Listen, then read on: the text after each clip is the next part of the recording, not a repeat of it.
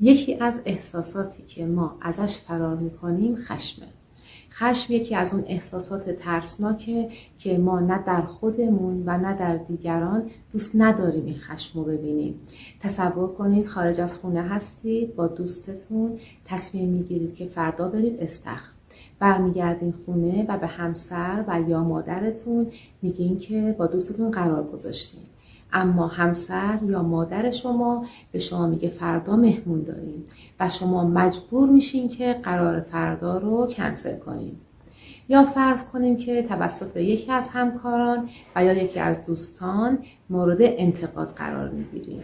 و یا حتی مورد دیگه میتونین اینجوری فرض کنیم که شما از کسی خواسته‌ای دارین اما خواسته شما رو اون آدم پاسخ مثبت نمیده.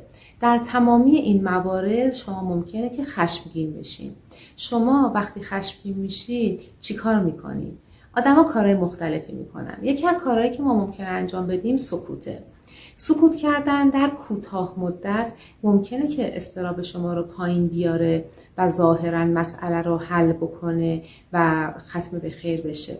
اما در بلند مدت حتما دلیل تمامی مشکلات شما خواهد شد.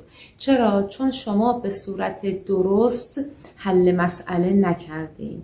یعنی باید در مورد اون مسئله با فرد مورد نظر صحبت بکنین و مسئله‌تون رو حل بکنین.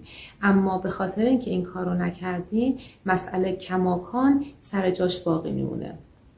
و این یکی از علتهای حال بده. حالا ممکنه سوالت این باشه سکوت کنم یا سکوت نکنم؟ در پست های بعدی حتما توضیح خواهم داد که کجا باید سکوت کنیم و کجا باید صحبت کنیم. اگر این پست برات مفید بود برای دوستات هم بفرست.